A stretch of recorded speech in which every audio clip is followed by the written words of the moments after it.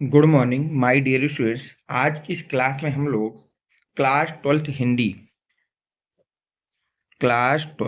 हिंदी के most important एक viral paper की बात करेंगे जो 2025 में आने के सबसे ज़्यादा चांस हैं। इस पेपर को अगर आप अच्छी तरह से तैयार कर लेते हैं तो आपको 24 फरवरी को जो पेपर देखने को मिलेगा वो हूबहू यही पेपर आपको देखने को मिलेगा, क्योंकि इस साल का सबसे ज़्यादा वायरल पेपर यही है। तो इस पेपर को कैसे सॉल्व करना है, किस क्वेश्चन का कैसे आंसर लिखना है, आज हम उन सब चीज़ों की बात करेंगे। समय है 3 घंटे 15 मिनट, पूर्णांक है 100। प्रारंभ में 15 मिनट परीक्षार्थी को प्रश्न पत्र पढ़ने के लिए निर्धारित है। जो प्रारंभ के 10-15 मिनट है वो आपको प्रश्न पत्र पढ़ने के लिए दिए गए हैं। इस प्रश्न पत्र के 2 खंड होंगे, दोनों खंडों के सभी प्रश्नों का उत्तर देना अनिवार्य है। दोनों खंडों के आपके सभी प्रश्नों के उत्तर देना है। पहला क्वेश्चन देखिए क्या कह रहा है। डॉक्टर हजारी प्रसाद द्विवेदी निबंधकार हैं। शुक्ल युग के, भारतेंदु युग के, शुक्लोत्तर युग के, द्विवेदी युग के। तो याद रखना बेटा, डॉक्टर हजारी प्रसाद द्विवेदी जी निबंधकार हैं किस युग के बेटा? शुक्लोत्तर युग के। किस युग के निबंधकार है बेटा? शुक्लोत्तर युग के। तो ऑप्शन नंबर सी आपका करेक्ट हो जाएगा। नेक्स्ट क्वेश्चन, कला और संस्कृति इनमें से किस विधा की रचना है? कला और संस्कृति इनमें से किस विधा की रचना है? आलोचना है, निबंध है, नाटक है, कहानी है। तो याद रखना बेटा, कला और संस्कृति एक हमारा निबंध है, एक हमारा क्या है बेटा? निबंध है। नेक्स्ट क्वेश्चन देखिए क्या कह रहा है। राष्ट्र जीवन की दिशा कृति के रचनाकार हैं पंडित दीनदयाल उपाध्याय, वासुदेव शरण अग्रवाल। तो याद रखना बेटा, राष्ट्र जीवन की दिशा कृति के निबंधकार हैं पंडित दीनदयाल उपाध्याय। कौन है बेटा? पंडित दीनदयाल उपाध्याय हैं। ठीक है। नेक्स्ट, कन्हैयालाल मिश्र प्रभाकर, प्रोफेसर जी सुंदर रेड्डी, ये सब गलत है। अगला देखिए क्या बोल रहा है। माघ माघ का कथन छड़े छड़े यंत्रवता मुपैथी तदेव रूप रमणी ताया इनमें से किस निबंध में उद्गत है? इनमें से किस निबंध में उद्गत है? राष्ट्र का स्वरूप, अशोक के फूल, भाषा और पुरुषार्थ, भाषा और आधुनिकता। तो ये आपको बेटा मैं होमवर्क दे रहा हूँ HW। इसका जो भी करेक्ट आंसर होगा आपको कमेंट सेक्शन में मुझे जरूर बताना है कि ये जो माघ का कथन है छड़े छठे छड़े छड़े यंत्रवता मुपैथी तदेव रूप रमणीय ताया इनमें से किस निबंध में ये लाइन लिखी गई है? तो आपको इसको HW दे दे रहा हूं। अगला क्वेश्चन देखिए क्या कह रहा है। टपटी पगडंडियों पर पद यात्रा आत्मकथा है। टपटी पगडंडियों पर पद यात्रा किसकी आत्मकथा है? पंडित sorry doctor APJ Abdul Kalam की, कन्हैयालाल मिश्र प्रभाकर की, पंडित दीनदयाल उपाध्याय की, जैनेन्द्र कुमार की। तो याद रखना बेटा, तपती पगडंडियों पर पद यात्रा ये कन्हैयालाल मिश्र उर्फ प्रभाकर जी की आत्मकथा है। तो ऑप्शन नंबर आपका बी करेक्ट हो जाएगा। नेक्स्ट क्वेश्चन देखिए क्या कह रहा है। सुमन राजे की कविताएं किस सप्तक में संकलित हैं? जो सुमन राजे हैं इनकी कविताएं किस सप्तक में संकलित है या उनको संग्रहित किया गया है? दूसरे सप्तक में, तीसरे सप्तक में, चौथे सप्तक में या तार सप्तक में? तो याद रखना बेटा, सुमन राजे की जो कविताएं हैं वो चौथे सप्तक में लिखी गई हैं। किसमें बेटा लिखी गई हैं? चौथा सप्तक में लिखी गई हैं। चौथा सप्तक कब प्रकाशित हुआ था? तो याद रखना बेटा 1979 में प्रकाशित हुआ था। कब प्रकाशित हुआ था बेटा? 1979 में प्रकाशित हुआ था। किसके द्वारा प्रकाशित हुआ था? तो याद रखना बेटा, अज्ञेय जी के द्वारा प्रकाशित हुआ था। किसके द्वारा बेटा? अज्ञेय जी के द्वारा। और अज्ञेय जी के सप्तक में एकमात्र कावित्री जो थी वो कौन थी बेटा? सुमन राजे। एकमात्र कावित्री जो चौथे सप्तक में थी उनका नाम है सुमन राजे। ये सब पॉइंट इसमें याद रखना कि चौथा सप्तक कब प्रकाशित हुआ? 1979 में। किसके द्वारा प्रकाशित हुआ? अज्ञेय के द्वारा। और इसमें एकमात्र कावित्री कौन थी? सुमन राजे थी। ठीक। नेक्स्ट क्वेश्चन देखिए क्या कह रहा है। इनमें से जगन्नाथ दास रत्नाकर की कृति नहीं है। समालोचना दर्श, समालोचना दर्श किसके द्वारा लिखी गई बेटा? जगन्नाथ रत्नाकर के द्वारा ही लिखी गई है। श्रृंगार लहरी की अगर बात की जाए बेटा, तो यह जो श्रृंगार लहरी है कई लोगों द्वारा लिखी गई है। श्रृंगार लहरी जो है कई कवियों द्वारा लिखी गई। देखिए किसने किसने लिखा है, प्रमुख अगर बात करें तो ये लिखी गई बेटा प्रियम प्रीतम चंद्र के द्वारा। किसके द्वारा लिखी गई बेटा? प्रीतम चंद्र के द्वारा लिखी गई है। और ये लिखी गई है बेटा शंकराचार्य के द्वारा लिखी गई है। और ये लिखी गई बेटा जगन्नाथ दास के द्वारा लिखी गई है। तो जो आपकी श्रृंगार लहरी है कई कवियों द्वारा लिखी गई है, तो उनमें मुख्य कवि हैं प्रीतम चंद्र, शंकराचार्य और जगन्नाथ दास। तो जगन्नाथ दास की भी एक कृति है। चलते हैं अगले क्वेश्चन ऑप्शन में। वीर षष्टक, अगर हम बात करें बेटा वीर षष्टक की, तो ये भी किसके द्वारा लिखी गई? जगन्नाथ के द्वारा लिखी गई। अध खिला फूल, ये जो रचना है बेटा अध खिला फूल, ये लिखी गई है अयोध्या सिंह उपाध्याय द्वारा। अयोध्या सिंह उपाध्याय द्वारा लिखी गई है, जिनका दूसरा नाम है बेटा हरि औंध। क्या है? हरि औंध। इनके द्वारा ये लिखी गई है। तो हमसे क्वेश्चन था कौन सी रचना जगन्नाथ दास की नहीं है? तो आधि खिला फूल नहीं है। कौन नहीं बेटा? आधि खिला फूल नहीं। ये किसकी रचना है? तो ये रचना है बेटा अयोध्या सिंह उपाध्याय हरि औंध की। नेक्स्ट क्वेश्चन देखिए क्या कह रहा है। क्वेश्चन नंबर 8, सुमित्रा नंदन पंत को साहित्य अकादमी पुरस्कार किस रचना पे मिला था? लोकायतन पे मिला था, कला और बूढ़ा चांद पर मिला था, चिदम्बरी पर या ग्राम्या पर? तो याद रखना बेटा सुमित्रा नंदन पंत को साहित्य अकादमिक पुरस्कार मिला था कला और बूढ़ा चांद पर। किसमें मिला था बेटा? कला और बूढ़ा चांद पर मिला था। कला और बूढ़ा चांद पर मिला था। और एक चीज याद रखना बेटा, इनको जब ये मिला था तो ये कब लिखी गई थी रचना? तो 1960 में। कब बेटा? 1960 ईस्वी में राज कमल प्रकाशन में। कौन से प्रकाशन में बेटा? ये सब याद रखना है आपको। राज कमल प्रकाशन में। राज कमल प्रकाशन में पहली बार क्या हुई थी बेटा? प्रकाशित हुई थी। और कब प्रकाशित हुई थी? 1960 ईस्वी में। और कौन सी रचना थी? कला और बूढ़ा चांद, जिस पर सुमित्रा नंदन पंत को साहित्य अकादमी पुरस्कार दिया गया था। साहित्य अकादमी पुरस्कार दिया गया था। नेक्स्ट क्वेश्चन बेटा, इनमें से कौन सी काव्य कृति रामधारी सिंह दिनकर की है? इनमें से कौन सी ऐसी काव्य कृति है जो रामधारी सिंह दिनकर की है? तो याद रखना चंद्रवाल, ये बिल्कुल रामधारी सिंह दिनकर की है। अनामिका, अनामिका जो है बेटा ये सूर्यकांत त्रिपाठी निराला जी की है। ये किसकी है बेटा? सूर्यकांत त्रिपाठी निराला जी की है। नेक्स्ट है बेटा रश्मिबंध, रश्मिबंध सुमित्रा नंदन पंत जी की है। सुमित्रा नंदन पंत जी द्वारा लिखी गई है। नेक्स्ट है बेटा गन्व विधि, गन्व विधि जो लिखी गई बेटा रामचंद्र शुक्ल द्वारा लिखी गई है। रामचंद्र शुक्ल द्वारा लिखी गई है। तो हमसे पूछा गया है कौन सी काव्य कृति रामधारी सिंह दिनकर की है? तो वो कौन सी है बेटा? चक्रवाल। चक्रवाल को याद रखना बेटा, ये किसके द्वारा लिखी गई बेटा? रामधारी सिंह दिनकर जी के द्वारा लिखी गई है। बाकी इनको भी याद रखना कि अनामिका किसकी है? सूर्यकांत त्रिपाठी निराला की है। रश्मिबंध किसकी है? सुमित्रा नंदन पंत की है। गन्व विधि किसकी है? रामचंद्र शुक्ल की है। ठीक है, चलते हैं नेक्स्ट क्वेश्चन पे। धर्म तथा ईश्वर के प्रति अनास्था आधुनिक युग के किस युग की प्रवृत्ति है? छायावाद युग की, प्रगतिवाद युग की, प्रयोगवाद युग की, नई कविता काल की? तो याद रखना बेटा धर्म तथा ईश्वर के प्रति अनास्था जो थी वो प्रगतिवादी युग की प्रवृत्ति थी। किसकी थी बेटा? प्रगतिवादी युग की प्रवृत्ति। तो ऑप्शन नंबर बी करेक्ट हो जाएगा। तो इस तरह से आपको 10 बेटा बहुविकल्पी क्वेश्चन मिलेंगे जो कि 10 नंबर के होंगे। तो इनमें से इस तरह से आपको इनको करना है तो आपको इसके पूरे के पूरे 10 नंबर दिए जाएंगे। इसके बाद देखिए क्वेश्चन नंबर 3 क्या होगा बेटा? निम्नलिखित गद्यांश पर आधारित प्रश्नों के उत्तर दीजिएगा। 2 गद्यांश दिए जाएंगे, उनमें से किसी एक गद्यांश को आपको लिखना होगा उसके विषय में। उसमें 5 क्वेश्चन पूछे जाएंगे और पांचों क्वेश्चन कितने कितने नंबर के होंगे बेटा? 2-2 नंबर के। और यहाँ से आपको पूरे 10 नंबर दिए जाएंगे। कितने नंबर दिए जाएंगे बेटा? 10 नंबर दिए जाएंगे। अब देखिए इस क्वेश्चन को कैसे करना है। जैसे हम पहले वाली की बात करें, लिखा क्या है? मैंने भावना से अभिभूत हो सोचा, जो बिना प्रसव किए ही माँ बन सकती है वही 30 रुपए के मासिक योगक्षेम पर 20 वर्ष के दिन और रात सेवा में लगा सकती है, और वही पीड़ितों के तड़पते जीवन में हंसी बिखेर सकती है। तीसरे पहर का समय थर्मामीटर हाथ में लिए यह आए मदर टेरेसा और उनके साथ एक नवयुवती, उसी विशिष्ट धवल वेश में गौर और आकर्षक, हाँ गौर और आकर्षक, पर उसके स्वरूप का चित्रण करने में ये दोनों ही शब्द असफल।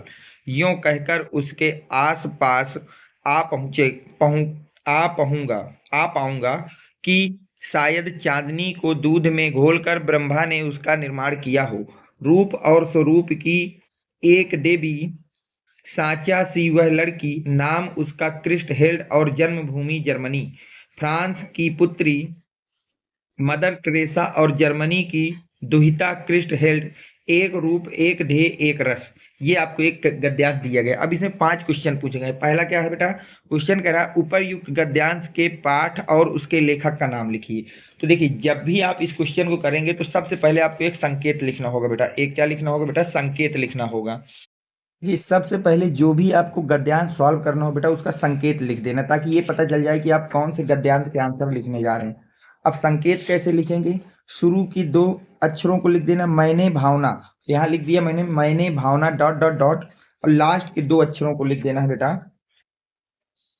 एक रस, लिख दिया। तो ये पता चल गया कि हम इस गद्य संकेत इस गद्यांश की बात करने जा रहे हैं। पहला क्वेश्चन क्या कह रहा है, उपर्युक्त गद्यांश के पाठ और लेखक का नाम लिखिए। तो देखिए, गद्यांश का नाम इस तरह से हेडिंग डाल देना, प्रश्नोत्तर नंबर 3 का, रॉबर्ट नर्सिंग होम, लेखक का नाम कन्हैया लाल मिश्र प्रभाकर। बस इतना लिख देना, यहाँ से 2 नंबर आपको मिल जाएंगे।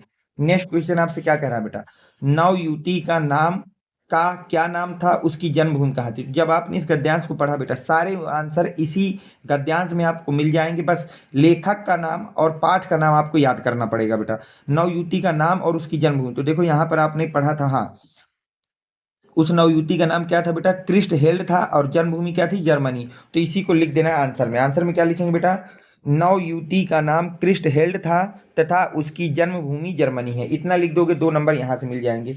नेक्स्ट क्वेश्चन नंबर 3 देखिए, नवयुवती की वेशभूषा और रूप रंग के संबंध में लेखक का क्या विचार है। तो देखना ध्यान से, नवयुवती के वेशभूषा पर, वेशभूषा और रंग रूप पर, तो यहाँ से पढ़िए, नवयुवती उसकी विशिष्ट धवल भेष है, गौर और आकर्षक है। हाँ, गौर और आकर्षक पर उसके स्वरूप का चित्रण करने में ये दोनों ही शब्द असफल हैं। ठीक है, ये उसने क्या किया, वेशभूषा और रंग रूप के संबंध में लेखक का अपना विचार है, तो इसी बात को हम लिख लेंगे। लेखक का मानना है कि नवयुवती की वेशभूषा धवल थी और वह गौर तथा आकर्षक थी। वह नवयुवती को देवी के सांचे जैसा मानता है, मानो उसे चांदनी को दूध में घोल कर बनाया गया हो। मानो उस लड़की को चांदनी को दूध में घोला गया है और फिर उसको बनाया गया है, ये ऐसा लेखक का अपना विचार था। नेक्स्ट देखिए बेटा, इसके 2 नंबर आपको मिलेंगे। अगला क्वेश्चन, अभिभूत और दुहिता शब्दों का अर्थ लिखना। अभिभूत, देखो अभिभूत का अर्थ होता है बेटा भावना से भरा हुआ, और दुहिता का अर्थ होता है कन्या, लड़की या बेटी। नेक्स्ट क्वेश्चन बेटा क्या है, रेखांकित अंश की व्याख्या करना है। रेखांकित अंश कौन सा है बेटा, रेखांकित अंश है ये बेटा आपका, जो बिना प्रसव किए ही मां बन सकती है, वही 30 रुपए मासिक के योगक्षेम पर 20 वर्ष के दिन और रात सेवा में लगा सकती है, और वही पीड़ितों के तड़पते जीवन में हंसी बिखेर सकती है। जितने में आपकी नीचे रेखांकित किए गए, इतने की आपको व्याख्या करना है। तो अब इसको जो थोड़ा सा बढ़ा चढ़ा के अपने शब्दों में लिख दिया जाता है, कैसे देता, देखिए मैं आपको दिखा देता हूँ इसको कैसे लिखना है।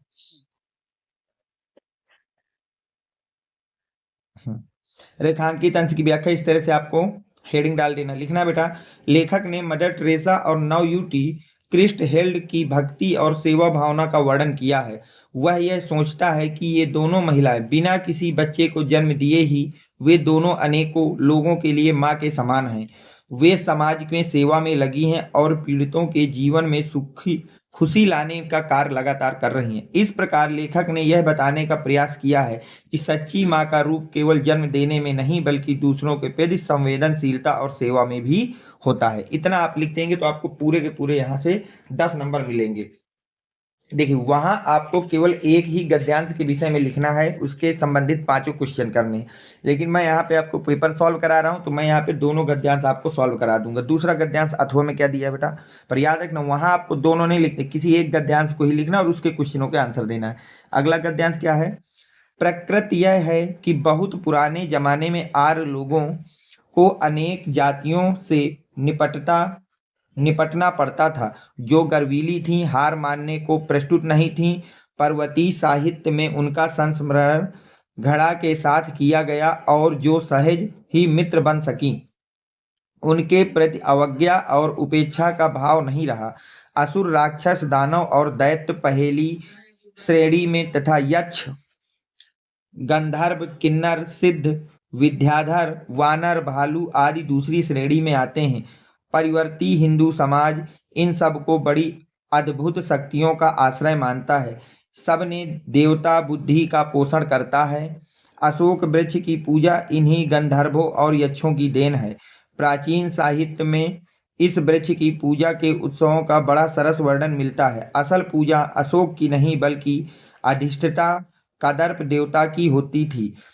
इसे मदोनोत्सव कहते थे। महाराज भोग के सरस्वती कंठाभरण से जान पड़ता है कि यह उत्सव त्रयोदशी के दिन होता था। तो ये आपको एक गद्यांश दिया गया। अब इसमें देखिए 5 क्वेश्चन आपसे इसमें भी पूछे गए हैं और पांचों के आंसर देना है, 2-2 नंबर का प्रत्येक क्वेश्चन। पहला क्वेश्चन क्या कह रहा है, उपरयुक्त गद्यांश का नाम तथा उसके लेखक का नाम। मैंने आपको क्या बताया, जिस भी गद्यांश के विषय में आप लिखना उसका संकेत जरूर लिख देना। तो इसका संकेत कैसे लिखेंगे बेटा, 2 शब्द शुरू के, पकृत है, पकृत यह, और लास्ट के 2 शब्द होता था, डॉट डैश करके लिख दिया संकेत। अब देखिए पहला क्वेश्चन हमारा क्या पूछ रहा है, प्रस्तुत गद्यांश के लेखक और उसके लेखक का नाम, पाठ का नाम तथा लेखक का नाम। तो गद्यांश के पाठ का नाम है अशोक के फूल, गद्यांश के लेखक का नाम है डॉक्टर हजारी प्रसाद द्विवेदी। सही यहाँ तक। सेकंड क्वेश्चन देखिए आपसे क्या पूछा जा रहा है, परिवर्ती साहित्य में किसकी स्मरण घृणा से किया जाता है। तो देखिए यहाँ पर साफ साफ लिखा है बेटा, ये लिखा है, परिवर्ती साहित्य में उनका स्मरण घृणा के साथ किया जाता है और जो सहज ही मित्र बन सके। किनका, यहाँ पर साफ साफ लिखा, यो जो गर्वीली थी, ऐसी जातियां अनेक जातियों से निपटना पड़ा जो गर्वीली थी, मतलब आर्य लोगों को अनेक जातियां ऐसी थी जिनसे निपटना पड़ा जो गर्वीली थी, हार मानने को प्रस्তুत नहीं थी। ऐसी जातियों का वर्णन घृणा से संस्मरण होता है या उनकी याद घृणा भरे लहजे से की जाती। तो इसी को हम लिख देंगे यहाँ पर, अशोक परिवर्ती साहित्य में असुर राक्षस दानव और दैत्य का संस्मरण घृणा के साथ किया गया। नेक्स्ट क्वेश्चन नंबर 3 देखिए क्या पूछ रहा है, अशोक वृक्ष की पूजा किसकी देन है। तो यहाँ पर देखिए जब आप पढ़ेंगे देखिए सारे आंसर आपको गद्यांश में मिलेंगे, बस गद्यांश को सही से पढ़ लेना है आपको।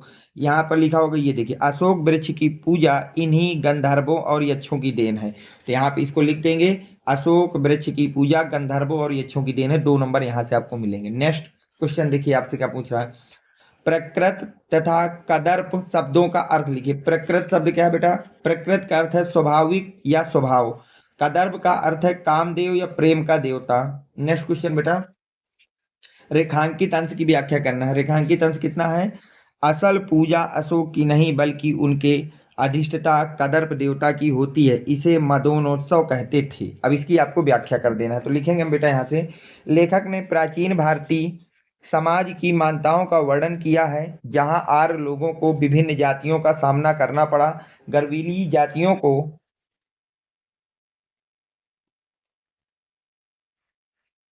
संस्मरण घृणा के साथ किया गया, जबकि मित्रवत जातियों के प्रति सम्मान और स्नेह का भाव रहा। लेखक बताता है कि यक्ष और गंधर्वों की शक्तियों को देवी देवताओं के रूप में मान्यता दी गई थी। विशेष रूप से अशोक की पूजा का उत्सव मदोत्सव के रूप में मनाया जाता है, जिसमें कदर्व देवताओं की पूजा की जाती है। इस प्रकार लेखक ने भारतीय संस्कृति में विभिन्न जातियों और उनके प्रति धारणा की गहराई को उजागर किया है। ये आपका पूरा इसका आंसर होगा। इस तरह से आपको पूरे यहाँ से 10 नंबर मिल जाएंगे। अब देखिए नेक्स्ट क्वेश्चन आपका क्या कह रहा है उसकी बात करते हैं। क्वेश्चन नंबर 4 देखिए, इसी तरह से बेटा 2 पद्यांश दिए जाएंगे और उन्हीं पद्यांशों में 5-5 क्वेश्चन पूछे जाएंगे। प्रत्येक क्वेश्चन आपके 2 नंबर का होगा और कोई एक गद्यांश आपको लिखना होगा।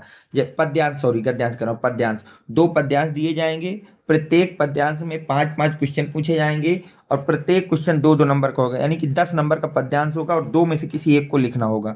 ठीक है, तो ये पद्यांश आपके लिए मैं होमवर्क में दे रहा हूँ बेटा, इसको पूरा सही से पढ़ लीजिएगा और इसके 5 क्वेश्चन की पद्यांश का पाठ और उसके रचयिता का नाम, शंभु मनोहर रूप में कौन चकित होता है, ये सब आपको लिख के मुझको कमेंट सेक्शन में जरूर देना है। मैं आपको अपना व्हाट्सएप नंबर दे रहा हूँ बेटा, उस नंबर के थ्रू आपको इसको लिख करके मुझको व्हाट्सएप में इसकी फोटोकॉपी भेज देना ताकि मैं उसको चेक करके आपको सही आंसर बता सकूं। नंबर लिख लीजिए बेटा, 6390499232, और अगर इसमें ना हो तो 7880960882। इस नंबर पे आपको इस पूरे पद्यांश को सॉल्व करके आपको भेजना है। सेकंड पद्यांश ये है, उसको भी सही से देख लीजिए बेटा। ठीक, ये हो गया। जैसे पहला क्वेश्चन पूछ रहा है उपरयुक्त पद्यांश के पाठ और रचयिता का नाम, तो हमको पता है ये जो पद्यांश दिया गया है किसके द्वारा लिखा गया बेटा, तो ये पद्यांश बेटा पाठ के शीर्षक का नाम है अभिनव मनुष्य। क्या नाम है बेटा, पाठ का नाम है अभिनव मनुष्य। और किसके द्वारा लिखा गया है, रामधारी सिंह दिनकर द्वारा लिखा गया है। रामधारी सिंह दिनकर द्वारा लिखा गया है। तो अब बाकी क्वेश्चन के आपको आंसर मुझको बताना है, इनके किसका कौन सा आंसर होगा। ठीक है, जैसे आपका यहाँ पे पूछा गया है सुरंभ और अगार शब्दों का अर्थ लिखिए। तो सुरंभ मतलब होता है बेटा सुंदर, सुरंभ का मतलब क्या होता है बेटा सुंदर। और अगार का मतलब होता है बेटा कमरा या रहने का स्थान, कमरा या रहने का स्थान, रहने का स्थान। तो ये आपका हो गया 2 नंबर यहाँ से मिल जाएंगे। रेखांकित अंश की आप व्याख्या कर देना। नेक्स्ट क्वेश्चन देखिए आपको क्या दिया गया है।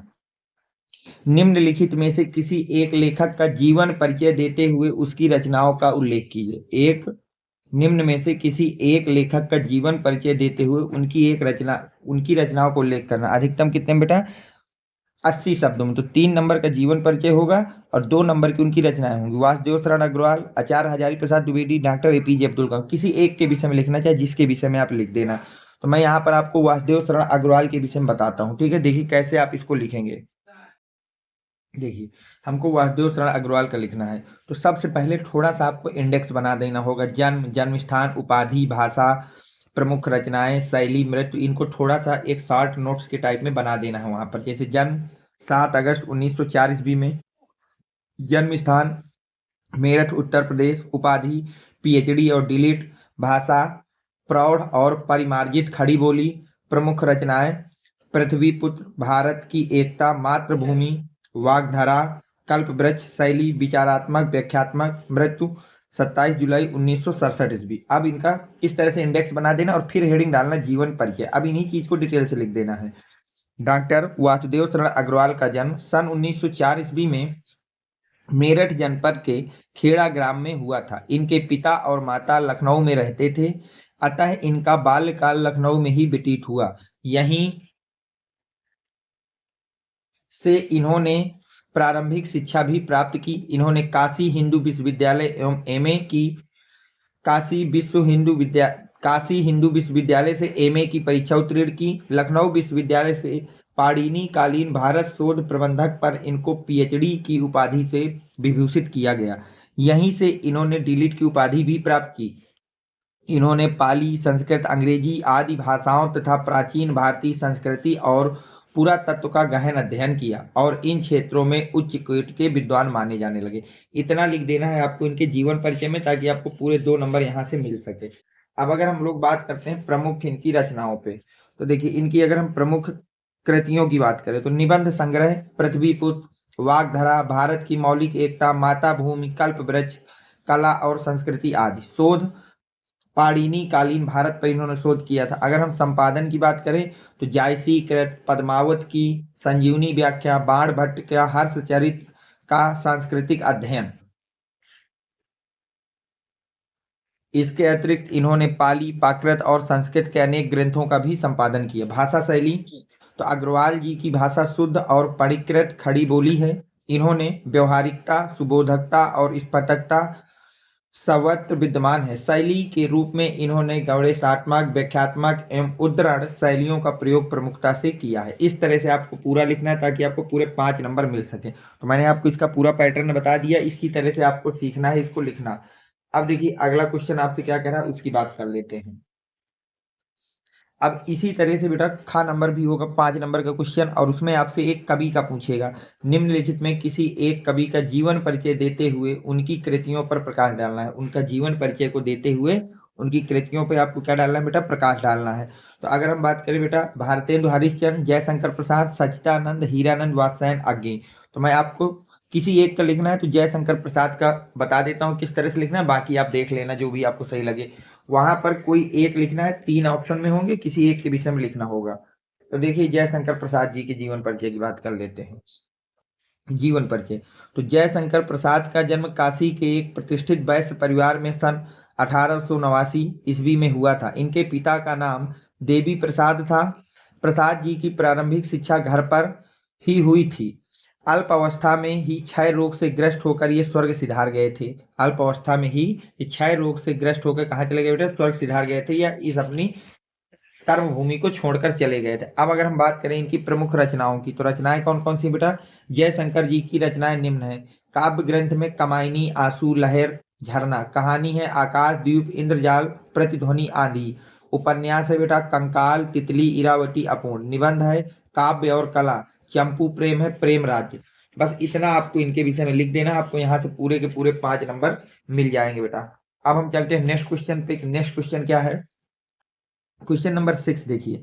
अब यहाँ पर एक कहानी का क्वेश्चन होगा बेटा।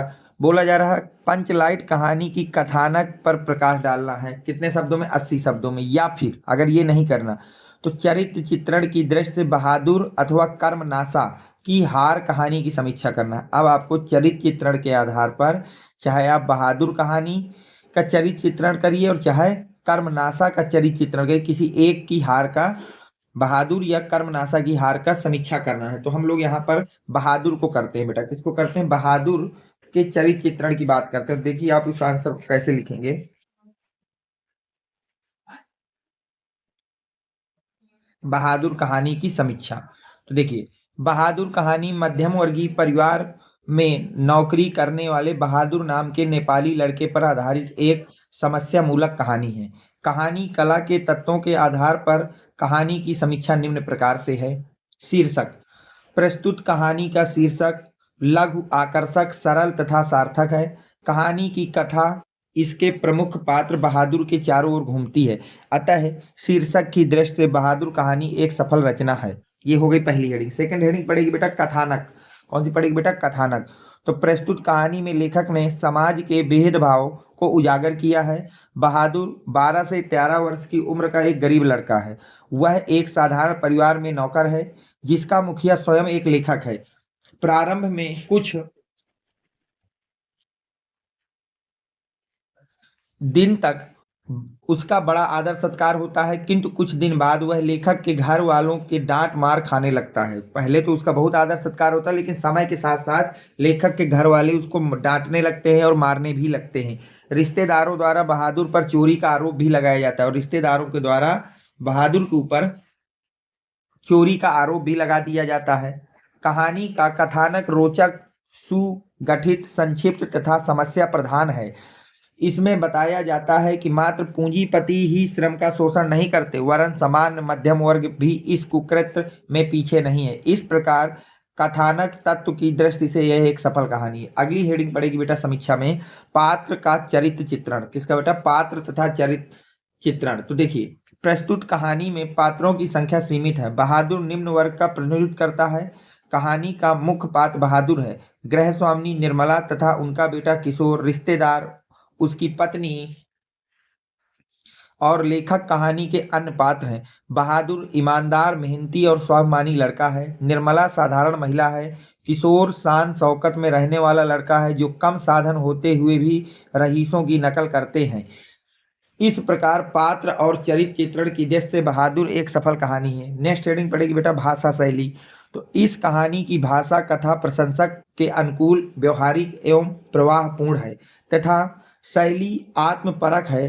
प्रचलित मुहावरों का प्रयोग भाषा की विशेषता है, जैसे 9 2 11 होना, माथा ठनकना, पेट में दाढ़ी होना। उर्दू तथा अंग्रेजी शब्दों का प्रयोग भी मिलता है, जैसे किस्सा, तमीज, सिनेमा, रिपोर्ट आदि। लास्ट हेडिंग आप डालेंगे समीक्षा में बेटा देश काल तथा वातावरण। देश काल तथा वातावरण। तो प्रस्तुत कहानी एक मध्यम वर्गीय परिवार द्वारा नौकर रखना तथा सामंती व्यवस्था के अनुकरण पर उससे अधिक कार्य लेना, उचित व्यवहार न करना, झूठा प्रदर्शन करना आदि के द्वारा कहानी के वातावरण को सजीवता प्रदान की गई है। झूठा दिखावा, ईर्षा एवं बनावट आदि के वर्णन में निम्न मध्यम वर्गीय मनोवृत्ति को स्पष्ट दर्शन से वातावरण सजीव हो गया है। तो इस तरह से आपको पूरी इसकी कथानक का समीक्षा कर देना है। तो यहाँ से आपको पूरे 5 नंबर मिल जाएंगे बेटा। अब देखिए इसके बाद क्या होगा, स्वपठित खंड काव्य के आधार पर किसी एक खंड काव्य के एक प्रश्न का उत्तर लिखना है 80 शब्दों में। तो ये अलग अलग जिलों में बेटा अलग अलग खंड काव्य चलते हैं। रश्मि रथी हो गया, त्यागपत्री हो गया, श्रवण कुमार हो गया, मुक्ति यक्ष हो गया, सत्य की जीत हो गई, आलोक व्रत। तो जिसके जिला में जो भी आपका खंड काव्य चलता हो उसके आधार पर इसका आंसर कर देना है। अब हम चलते हैं बेटा नेक्स्ट क्वेश्चन पे, जो आपसे पूछा जाएगा बोर्ड में और काफी ज्यादा इंपॉर्टेंट है। वो क्वेश्चन है कुछ इस प्रकार से संस्कृत के विषय में। किसके विषय में बेटा? संस्कृत में। तो इसमें संस्कृत के 2 गद्यांश दिए जाएंगे। किसी एक गद्यांश का आपको संदर्भ सहित हिंदी में अनुवाद करना है। संदर्भ सहित क्या करना है बेटा? हिंदी में अनुवाद करना है। जैसे पहला आपका क्या बोला जा रहा है, पहले गद्यांश की अगर हम लोग बात करें, धनोष्ठ भारत देश है दृष्टेर विषया। तो हमने सबसे पहले संकेत जरूर लिख देना है कि हम किस गद्यांश की बात करें। तो इस गद्यांश की बात कर रहे हैं। तो अगर हम संदर्भ की बात करते हैं तो प्रत्युष गद्यांश हमारी पाठ्य पुस्तक संस्कृत दिग्दर्शिका के संस्कृत भाषा महत्तम नामक शीर्षक से उद्धृत है, इतना लिख देना है। अब हिंदी में अनुवाद देखिए इसका। धन्य है यह भारत देश जहाँ जनमानस की पवित्रता, भव्यता और सुर भारती की शब्दों की रचनाएं फैली हुई हैं। यहाँ सभी साहित्य रचनाओं में से संस्कृत का साहित्य सबसे श्रेष्ठ और समृद्ध है। यह भाषा संस्कृत के नाम से विश्व में प्रसिद्ध है। हमारे रामायण महाभारत जैसे ऐतिहासिक ग्रंथ, 4 वेद, सभी उपनिषद, 18 पुराण और अन्य महाकाव्यों और नाटक इसी भाषा में लिखे गए हैं। इस भाषा को सभी महत्वपूर्ण भाषाओं की जननी माना जाता है, जैसे कि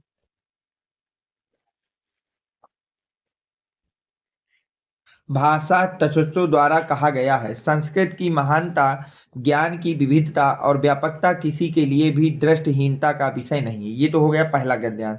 वहां कोई एक करना है, यहाँ मैं पेपर सॉल्व करा रहा हूँ तो मैं आपको दोनों करा देता हूँ। अगला क्या है बेटा? अतीत प्रथम कल्पे चतुर्दशा सिंह राजानम पूर्वम। और लास्ट क्या है? इत भाषा। तो सबसे पहले हमने संकेत लिख दिया, शुरू के 2 शब्द और लास्ट के 2 शब्द। अगर हम संदर्भ की बात करें तो प्रस्तुत गद्यांश हमारी पाठ्य पुस्तक संस्कृत दिग्दर्शिका के जातक कथा शीर्षक नामक पाठ के उल्लुक जातकम खंड से लिया गया है। अब इसका हिंदी में अनुवाद क्या होगा बेटा? प्राचीन काल में पहले कल्प में 4 पैर वाले जानवरों ने सिंह को अपना राजा चुना, मछलियों ने आनंद मछली को अपना नेता बनाया, पक्षियों ने सोने के हंस को अपना राजा बनाया। इसके बाद सुवर्ण राज हंस की एक अत्यंत सुंदर बेटी थी। उसने अपनी बेटी को यह वरदान दिया कि वह अपनी इच्छा से अपने लिए पति का चुनाव कर सकती है। हंसराज अपनी बेटी को यह वरदान देकर हिमालय के पक्षियों के समूह में चला गया। विभिन्न प्रकार के हंस, मोर और अन्य पक्षियों का समूह एक बड़े पत्थर के नीचे एकत्र हुआ। हंसराज ने अपनी बेटी को आदेश दिया कि वह अपनी पसंद का पति चुन ले। उसने पक्षियों के समूह में मणि के समान सुंदर गर्दन और चमकीली आंखों वाले मोर को देखकर कहा, यह मेरा स्वामी बने। ये बेटा दोनों गद्यांशों को मैंने हिंदी में अनुवाद बता दिया। वहां पे कोई एक को आपको लिखना होगा। यहाँ से आपको पूरे 7 नंबर दिए जाएंगे बेटा। कितने नंबर दिए जाएंगे? 7 नंबर। नेक्स्ट देखिए, निम्नलिखित संस्कृत पद्यांशों में से किसी एक का संदर्भ सहित हिंदी में अनुवाद करना। अब 2 आपको पद्यांश दिए जाएंगे, किसी एक का संदर्भ सहित हिंदी में अनुवाद करना है। तो 2 नंबर का संदर्भ और 5 नंबर का उसकी बेटा हिंदी में अनुवाद मिलेगा। जैसे पहला है, अनाकृत्यष्ट विषय विद्यान पारदृश्यवन तस् धर्मे रते राशीद वृद्धत्व जरसा विना। तो अगर हम इसकी बात करें, सबसे पहले हमको संकेत जरूर लिखना है बेटा कि हम इसकी बात कर रहे हैं। अब संदर्भ क्या है? प्रस्तुत श्लोक हमारी पाठ्य पुस्तक संस्कृत दिग्दर्शिका के भूपति दरलीप नामक पाठ से उद्धृत है। हिंदी में अनुवाद की बात की जाए तो भौतिक जगत की वस्तुओं के प्रति अनासक्त रहने वाले सभी विधाओं के दक्ष तथा धर्म प्रेमी उस नृप दिलीप का वृद्ध अवस्था में होने पर भी बुढ़ापा ही था। वृद्ध अवस्था पर ना होने पर भी क्या था बेटा? बुढ़ापा था। ये इसका हिंदी में अनुवाद हो गया। सेकंड देखिए क्या है, कमान दुग्धे विप्र कर्तव्य लक्ष्मी कीर्ति सूते दुष्कृता है या हिनस्ति शुद्धता शांता मातर मंगलनानम धेनु धीरा सुनत वाच माहू। अब इसका देखिए अगर आपको लिखना होता तो कैसे लिखते?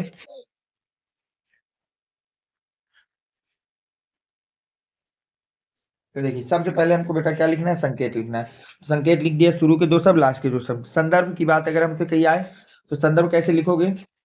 प्रस्तुत श्लोक हमारी पाठ्य पुस्तक संस्कृत दिग्दर्शिका के सुभाष रत्नायन शीर्षक नामक पाठ से लिया गया है। अगर हम लोग बात करें बेटा हिंदी में अनुवाद की, तो जो समस्त इच्छाओं की पूर्ति करती हो, दरिद्रता को दूर करती हो, जो कीर्ति में वृद्धि करती हो और पापों को नष्ट करती हो, शुद्ध शांत और संपूर्ण कल्याणों की जननी है। ज्ञानेंद्रियों ने सत्य और प्रियवाणी को ऐसी गाय कहा है।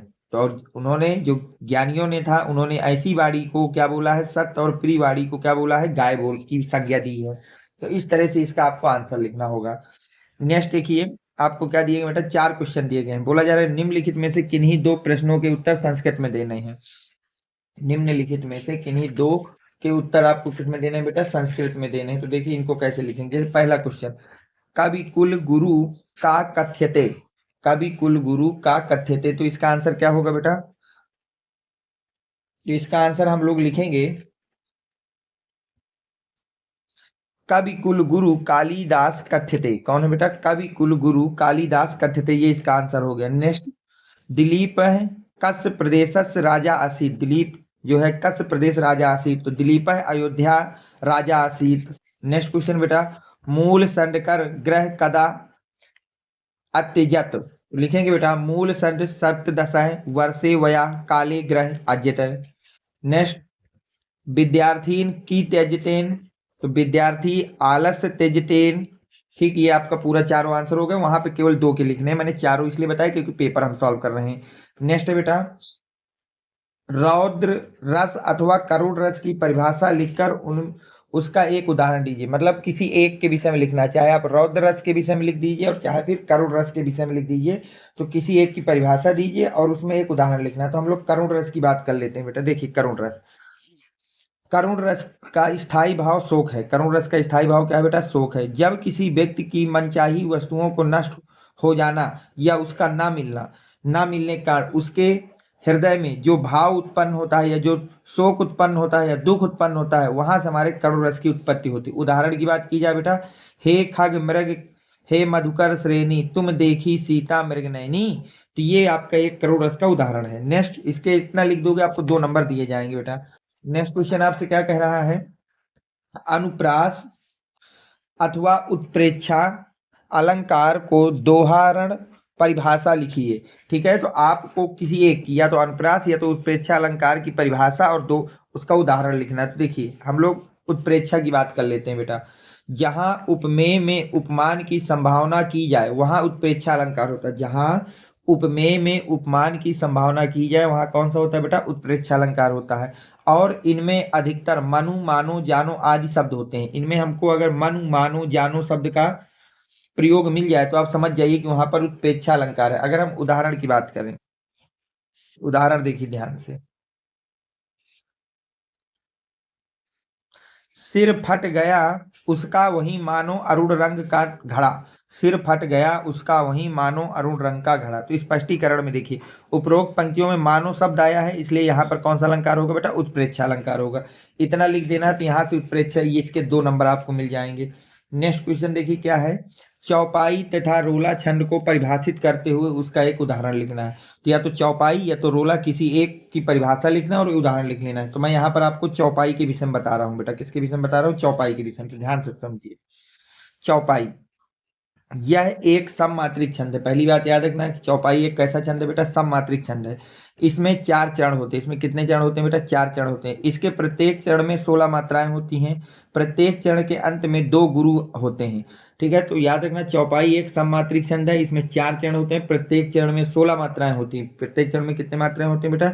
16 मात्राएं होती हैं। और प्रत्येक चरण के अंत में 2 गुरु आते हैं। उदाहरण के लिए बेटा, बदऊ गुरुपद पदुम परागा सुरुचि सुवासा सरस अनुरागा अमीय मुरिमय चूरन चारु समन सकल भवरुज परिवारु। तो ये आपका एक उदाहरण है। तो इतना आप लिख देंगे तो वहां से आपको इसके 2 नंबर वहां दे दिए जाएंगे। नेक्स्ट क्वेश्चन देखिए क्या कहा जा रहा है, निम्नलिखित में से किसी एक विषय पर निबंध लिखना। निम्नलिखित में से किसी एक विषय पे क्या लिखना है बेटा? निबंध लिखना। ये 9 नंबर का क्वेश्चन है बेटा। कितने नंबर का? 9 नंबर का। 5 दिए जाएंगे, किसी एक के विषय में आपको लिखना होगा। पहला है बेरोजगारी की समस्या और समाधान के उपाय, गौस्वामी तुलसीदास, वन संरक्षण का महत्व, भारतीय लोकतंत्र का भविष्य या देश प्रेम। तो हम लोग यहाँ पर आज देखेंगे बेरोजगारी की समस्या और समाधान का उपाय पर निबंध कैसे लिखना है। ठीक, तो देखिए आगे। तो देखिए सबसे पहले हम हेडिंग डाल देंगे बेरोजगारी की समस्या पर निबंध।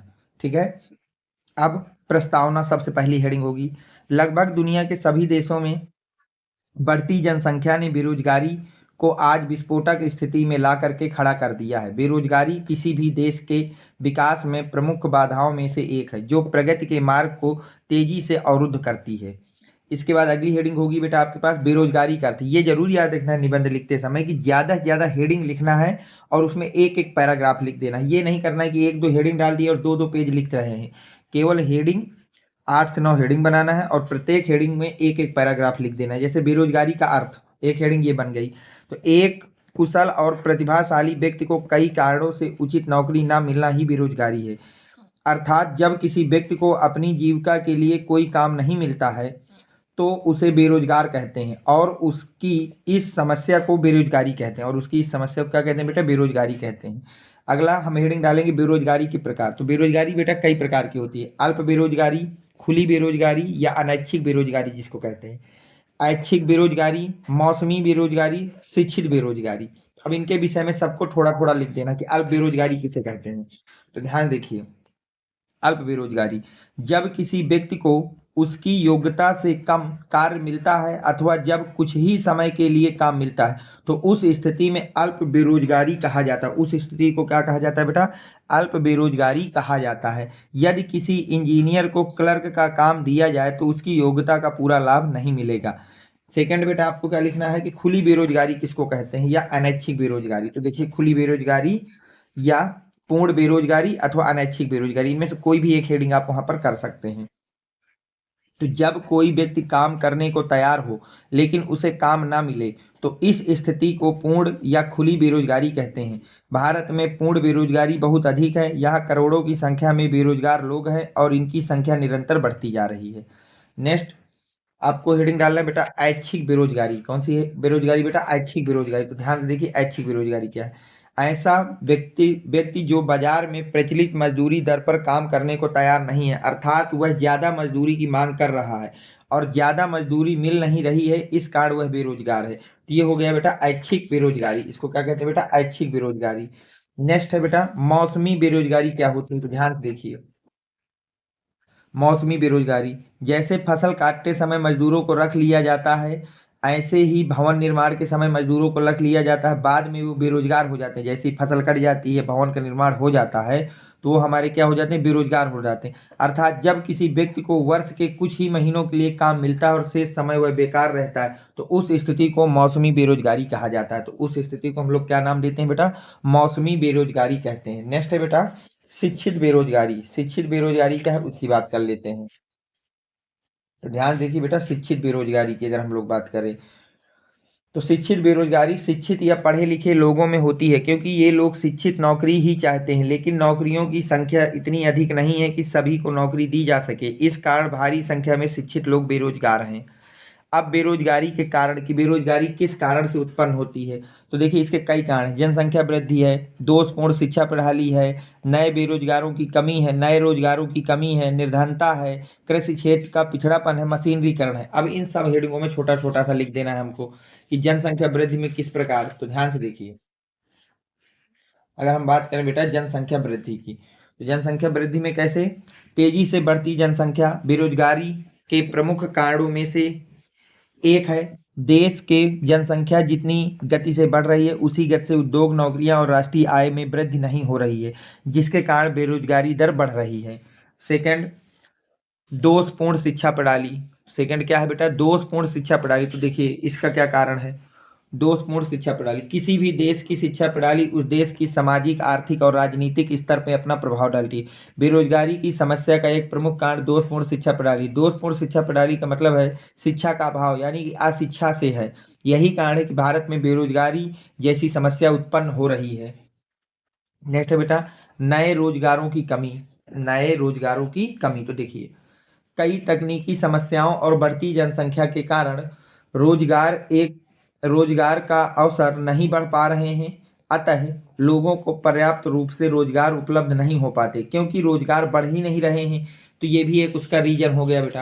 अब हमको बात करनी है, क्योंकि हमसे पूछा गया है बेरोजगारी की समस्या, अब इसके समाधान के उपाय कि किस तरह से इसको हम कम कर सकते हैं। तो लिखेंगे बेटा बेरोजगारी दूर करने के उपाय, या फिर लिख देंगे बेरोजगारी का समाधान। तो ठीक है, ये आपकी हेडिंग हो गई। अब लिखेंगे इसमें बेरोजगारी को संपूर्ण रूप से दूर नहीं किया जा सकता, सही दिशा में कुछ प्रयास करने से वो कम हो सकती है। सबसे पहले हमें जनसंख्या को काबू करना होगा। जनसंख्या काबू में करने के लिए हमें खुद से जागरूक होना पड़ेगा। सरकार को छोटे छोटे बिजनेसों को बढ़ावा देना होगा। इसके लिए कई नीति नियम बनाने होंगे। यदि ज़्यादा मात्रा में छोटे छोटे बिजनेसों को बढ़ावा दिया जाएगा तो युवाओं को ज़्यादा नौकरी मिलेंगी। स्वरोजगार को सरकारी सहायता के साथ और अधिक प्रोत्साहित किया जाना चाहिए। भारत एक कृषि प्रधान देश है। सरकार को प्रत्येक क्षेत्र विशेष रूप से कृषि के सुधार पर ध्यान देना चाहिए। बेहतर सिंचाई सुविधाएं, बेहतर कृषि उपकरण, बहु फसल चक्रण और प्रबल प्रबंधन के बारे में शान के प्रसार पर ध्यान केंद्रित किया जाना चाहिए। हमें अपनी पुरानी शिक्षा नीति को बदलना पड़ेगा। व्यावसायिक एवं तकनीकी शिक्षा पर अधिक जोर देना होगा। भारत सरकार ने बेरोजगारी दर को कम करने के लिए कई कदम उठाए हैं। महात्मा गांधी राष्ट्रीय ग्रामीण रोजगार गारंटी अधिनियम मनरेगा, जो कि कांग्रेस की सरकार में 2005 में लागू किया गया था बेटा, और राजीव गांधी स्वावलंबन रोजगार योजना, ये भी कांग्रेस की सरकार की ही एक दूरगामी योजना थी। जैसी योजनाओं ने भारत में बेरोजगारी की समस्या को समाधान के लिए सरकार द्वारा की गई विशेष पहल है। अगला है बेटा बेरोजगारी एक अभिशाप। बेरोजगारी एक अभिशाप हमारे लिए किस तरह से है? तो देखिए, बेरोजगारी हमारे देश के लिए अभिशाप बन गई है।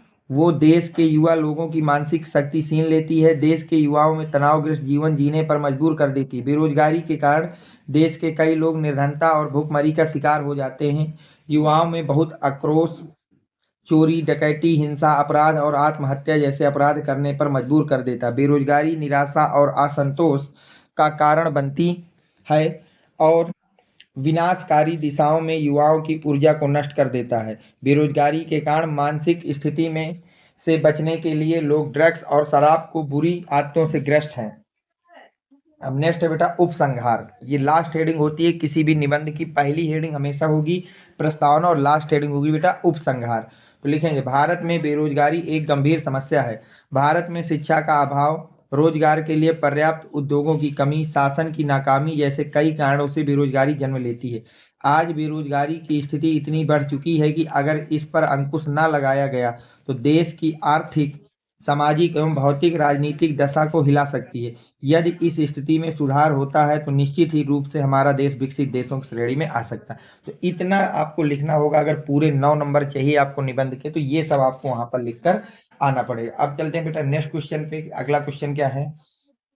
देखिए, अगला क्वेश्चन कह रहा है उपोसति का संधि विच्छेद है। उपोसति का संधि विच्छेद क्या होता है? तो उपोसति का संधि विच्छेद होता है बेटा उप प्लस औसत। उप प्लस औसत, तो यहाँ का छोटा आ और इसका ओ आपस में मिलके बना देते हैं बेटा ओ, तो ये हो जाता है उपोसति। क्या हो जाता है बेटा? उपोसति। तो उपोसति का संधि विच्छेद क्या होगा बेटा? उपो प्लस ओसति। बा नंबर आपका करेक्ट हो जाएगा, क्योंकि पा का छोटा और ओ का ओ, जब छोटा आ और ओ मिलते हैं तो बनता है ओ, तो हो गया उपोसति। ठीक, अब हम आगे चलते हैं बेटा। नेक्स्ट क्या है आपसे क्वेश्चन? लब्धय का संधि विच्छेद होगा। लब्धय का संधि विच्छेद क्या होता है बेटा? तो याद रखना बेटा लब प्लस धा, ये होता है लब्धा का संधि विच्छेद, तो ए नंबर आपका करेक्ट हो जाएगा। नमस्ते का संधि विच्छेद अगर पूछे तो नमस्ते का संधि विच्छेद होता है बेटा नमः प्लस ते। क्या होता है बेटा? नमः प्लस ते। और ये कौन सी संधि है? तो याद रखना बेटा विसर्ग संधि है। कौन सी संधि होती है यहाँ पर? विसर्ग संधि होती है। तो ऑप्शन नंबर सी आपका करेक्ट हो जाएगा। नेक्स्ट है बेटा प्रत्येक में समास है। प्रत्येक में कौन सा समास है ये आपको बताना है। ठीक, तो देखिए प्रत्येक में समास, तत्पुरुष समास, कर्मधारय समास, द्वंद्व समास, अभिभव भाव समास। तो याद रखना बेटा प्रत्येक में कौन सा समास होता है? तो आपका समास होता है द्वंद्व समास, सॉरी अव्ययी भाव समास होता है। कौन सा होता है बेटा? अव्ययी भाव समास होता है। सज्जन में समास है अव्ययी भाव, कर्मधारय, बहुव्रीहि, द्विग। तो याद रखना बेटा सज्जन का समास होता है आपका कर्मधारय समास है। कौन सा है बेटा? कर्मधारय समास होता है। नेक्स्ट क्वेश्चन, आत्मानि रूप है। आत्मन शब्द का कौन सा रूप है? आत्मानि। तो आत्मानि को याद रखना बेटा ये सप्तमी विभक्ति का एक वचन होता है आत्मानि। आत्मनि कौन होता है बेटा? आत्मन शब्द का सप्तमी विभक्ति का एक वचन होता है अप्तमी। अगला है नामने रूप है। नामन शब्द का, नामने जो है नामन शब्द का कौन सा रूप है? तो याद रखना बेटा चतुर्थी विभक्ति का एक वचन है नामने।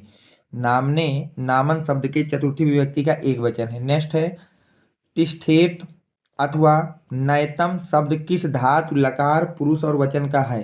तो अगर हम बात करें बेटा तिष्ठेत, किसकी बात करें बेटा? तिष्ठेत।